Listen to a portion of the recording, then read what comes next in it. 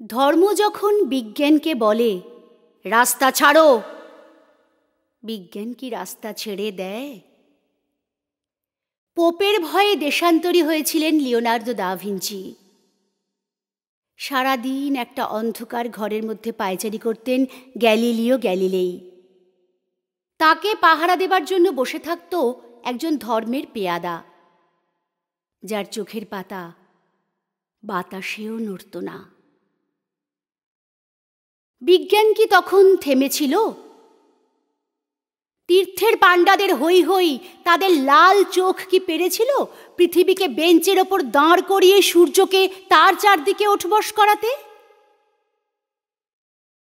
ধর্ম যতদিন দুঃখী মানুষকে বেঁচে থাকার সাহস দেয়, ততদিন রাস্তা নিয়ে কারো সঙ্গে তার ঝগড়া থাকে না।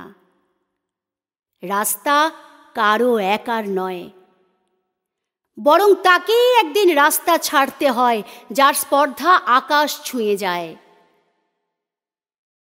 বিজ্ঞান যখন প্রেমের গান ভুলে ভাড়াটে জল্লাদের পোশাক গায়ে চাপায়, আর রাজনীতির বাদশারা পয়সা দিয়ে তার ইজ্জত কিনে নেয়, আর তার গলা থেকেও ধর্মের ষাঁড়েদের মতোই কর্কশ আদেশ শোনা যায়, রাস্তা ছাড়ো নইলে।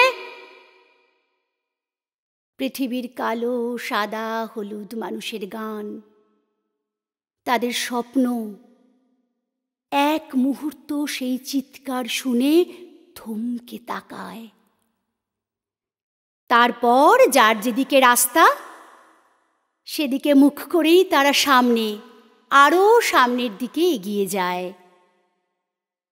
কেউ কারোকে রাস্তা ছেড়ে দেয় না, যতদিন এই পৃথিবীতে গান থাকে, গানের মানুষ থাকে, স্বপ্ন থাকে।